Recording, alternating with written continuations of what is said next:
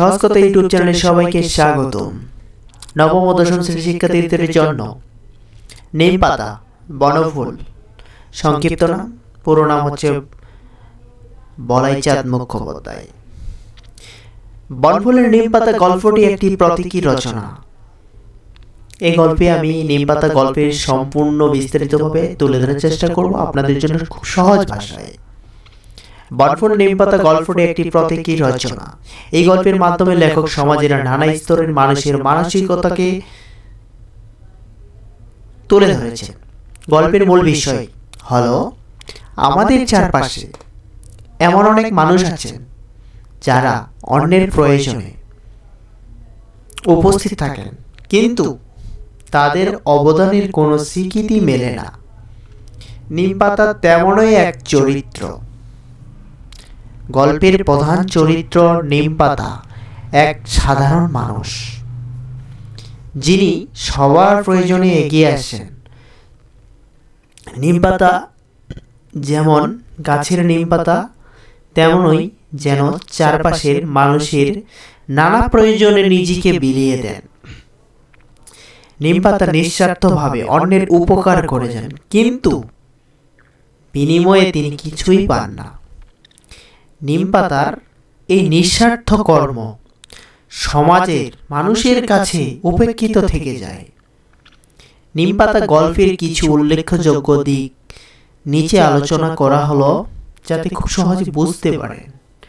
প্রতীকী চরিত্র নিম পাতা এখানে সমাজের সেই সব মানুষের প্রতীক যারা নিঃস্বার্থভাবে অন্যের সেবা করে যান।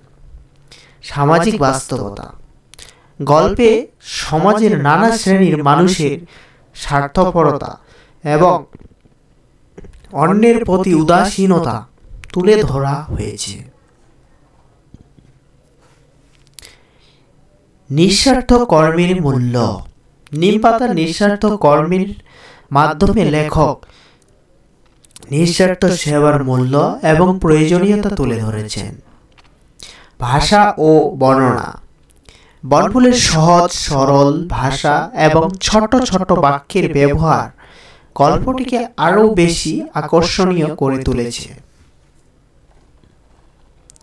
গল্পের তাৎপর্য এই গল্পটিতে আমাদের সমাজের একটি দর্পণ স্বরূপ। এখানে মানুষের স্বার্থপরতা, উদাসীনতা এবং নিঃস্বার্থ কর্মের মূল্য তুলে ধরা হয়েছে। বনফুলের নিম পাতা গল্পটি একটি গভীর তাৎপর্যপূর্ণ রচনা। এই গল্পটি আমাদের নিজেদের জীবন এবং সমাজের দিকে নতুন করে তাকাতে শেখায়। যেমন বাড়ির উঠানে একটা নিম গাছ থাকলে নিম গাছের কেউ কখনো যত্ন নেয় না, অথচ সেই নিম গাছের ডাল, পাতা প্রতিটাই মানুষ ব্যবহার করে, কিন্তু সেই গাছটার মধ্যে যে কখনো সার দিতে হবে, যত্ন নিতে হবে, এরকমটা কখনোই করা হয় না। বাড়ির উঠানে এক কোণে ঠিকই তাকে আবর্জনা স্তূপের মধ্যে ফেলে রাখা হয়, তার যত্ন বলতে কোনো কিছুই নেওয়া হয় না। তেমনি নিম পাতা গল্পে একজন ঘরের বধূকে নিয়ে বলা হয়েছে। গল্পটিতে একজন বধূ সারাদিন বাড়ির মধ্যে এত কিছু করার পরও তাকে অবহেলা, লাঞ্ছিত হতে হয়। এই জিনিসটা তুলে ধরে আমাদের সমাজের বর্তমান সমাজের মধ্যে যে ঘটনাগুলো ঘটছে এটাই তুলে ধরার চেষ্টা করেছেন। ভিডিওটা দেখার জন্য অসংখ্য ধন্যবাদ। শেষ পর্যন্ত আশা করি গল্পটা যদি ভালো লেগে থাকে আমি সাবস্ক্রাইব করবেন, সহজকথা ইউটিউব চ্যানেলকে, পাশে থাকবেন।